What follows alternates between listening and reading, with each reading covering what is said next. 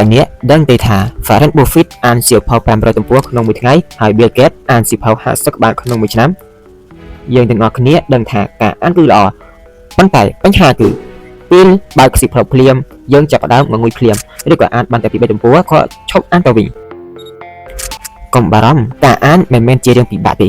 បើអ្នកដឹងវិធីថ្ងៃនេះខ្ញុំនឹងចែករំលែក3គន្លឹះដើម្បីប្រែក្លាយអ្នកឲ្យទៅជាអ្នកដែលស្រឡាញ់ការអានហើយនឹងអាចអានសៀវភៅចប់ជាច្រើនក្បាលក្នុងមួយឆ្នាំគន្លឹះទី1ចាប់ផ្ដើមឲ្យតិចបំផុតកំហុសធំបំផុតគឺយើងកំណត់គោលដៅធំពេកដូចជាថ្ងៃនេះត្រូវអានឲ្យបាន1ម៉ោងខួរក្បាលនឹងខ្លាចហើយបង្កើតអារម្មណ៍ធុញជំនួសមកវិញចូលប្រើច្បាប់2នាទីឬកំណត់ថាអានតែ5ទំព័រក្នុងមួយថ្ងៃបានហើយការអាន5ទំព័រគឺងាយស្រួលខ្លាំងណាស់អ្នកណាក៏ធ្វើបានដែរប៉ុន្តែប្រសិនបើអ្នកធ្វើបានរាល់ថ្ងៃមួយឆ្នាំអ្នកអាចអានចប់សៀវភៅទាំង6ទៅ8ក្បាលដោយមិនដឹងខ្លួនចង់ចាំថាភាពស័ក្តិសមឈ្នះភាពខ្លាំងក្លាគន្លឹះទី2អានអ្វីដែលអ្នកចូលចិត្ត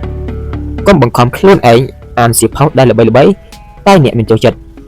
បើអ្នកអានឲ្យធុញដាក់វាចុះហើយរកក្បាលផ្សេងៗមកការចាប់ផ្ដើមដំបូងត្រូវអានអ្វីដែលធ្វើឲ្យអ្នកចង់តាមដានដូចជារឿងនិទានប្រវត្តិរូបតារា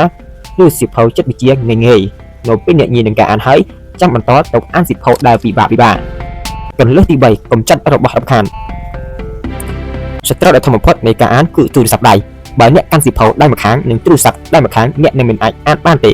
ពេលអានសៀវភៅសូមទុកទូរស័ព្ទនៅបន្ទប់ផ្សេងឬក៏ដាក់ silent mode បង្កើតបរិយាកាសស្ងប់ស្ងាត់ដូចជានៅហាងកាហ្វេឬក៏ជុំមួយនៃបន្ទប់របស់អ្នកការអានសៀវភៅគឺជាការខ្ចីខួរក្បាលរបស់អ្នកនិពន្ធមកដាក់ក្នុងក្បាលរបស់យើងគ្រាន់តែចំណាយពេល15នាទីក្នុងមួយថ្ងៃអ្នកនឹងក្លាយជាមនុស្សថ្មីដែលមានគំនិតភ្លឺស្វាងជាងមុនតែអ្នកកំពុងអានសៀវភៅអ្វីដែរឬមានសៀវភៅណាដែលអ្នកចូលចិត្ត comment ចែករំលែកខាងក្រោមផងកុំភ្លេចនិង subscribe channel ពន្លឺគំនិតដើម្បីទទួលបានចំណេះដឹងថ្មីៗជួបគ្នានៅវីដេអូក្រោយ